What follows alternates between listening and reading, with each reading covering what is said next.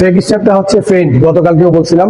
এটা হচ্ছে যে আপনার অপোনেন্টের প্রতিক্রিয়া বুঝতে চেষ্টা করা, যে সে কি করে, তাহলে তার উপরে ডিপেন্ড করে আমি আমার একটা মাইন্ড সেট করতে পারবো। বক্সিংটা হচ্ছে একটা ছলনা, মানে এখানে ছলনা করতে হবে আপনাকে, সোজা সাপটা চিন্তা ভাবনা করলে হবে না। এই জিনিসটা আমরা সবসময় আলোচনা করি যারা আমাদের অ্যাডভান্স লেভেলে ফাইট করে। সোজা সাপটা ফাইটের মানসিকতা যদি থাকে তাইলে বক্সিং এ ভালো করা সম্ভব না। যে নামলাম, মারবো, আমার অনেক পাওয়ার আছে, ওইও মারবে আমিও মারবো, ওইও মারবে আমিও মারবো, এইভাবে খেলা হবে, এটা হবে না। বরঞ্চ আপনাকে ওই যে মাথা দিয়ে ছলনা তৈরি করতে হবে। সোজা সাপটা খেলার বাইরে বিভিন্ন ধরনের ভেরিয়েশন তৈরি করতে হবে। তো সেই ক্ষেত্রে বলতেছিলাম যে ফেইন্ট যেটা, এটার ক্ষেত্রে যেমন আমি ডস দিব, দেখবো যে ওই কি করে। ঠিক আছে, দেখা গেল আমি সামনে একটা ডস দিচ্ছি, ফাট করে পরের বাড়ি পাঁচ পেয়েছি, একটা ফেক স্টেপ দিচ্ছি, সাপ করে একটা জ্যাব করছি।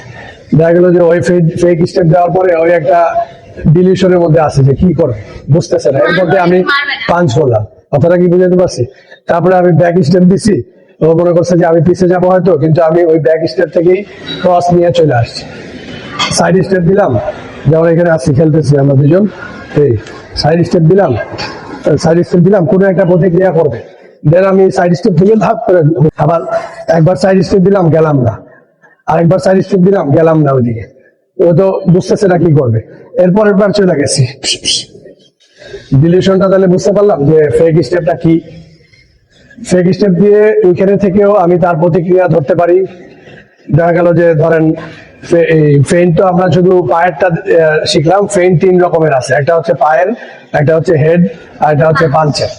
তো সেই ক্ষেত্রে আমরা যদি পায়েরটা দিই, ধরেন ওই গার্ডে আছে, আমি একটা হ্যান্ড ফেইন্ট এবং পায়ের ফেইন্ট একসাথে দিলাম, এই বা একটা বডিতে জ্যাব ফেইন্ট দিচ্ছি, এই দেখা গেল যে আমি বডিতে জ্যাব ফেইন্ট দিলেই ওর হাত নাইমা যায়।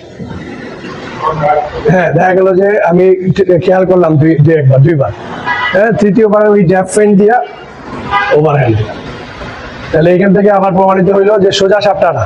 যদি আমি চিন্তা করতাম যে দাঁড়ায় আছি, ডাইরেক্ট ওভারহ্যান্ড খেলবো, যদি আমি এইভাবে চিন্তা করি, তাহলে আমি ওভারহ্যান্ড কানেক্ট করতে পারবো না। তাহলে ওভারহ্যান্ডটা কানেক্ট করার জন্য আমাকে আগে একটু ড্রামা করে নিতে হবে, নাটক করে নিতে হবে।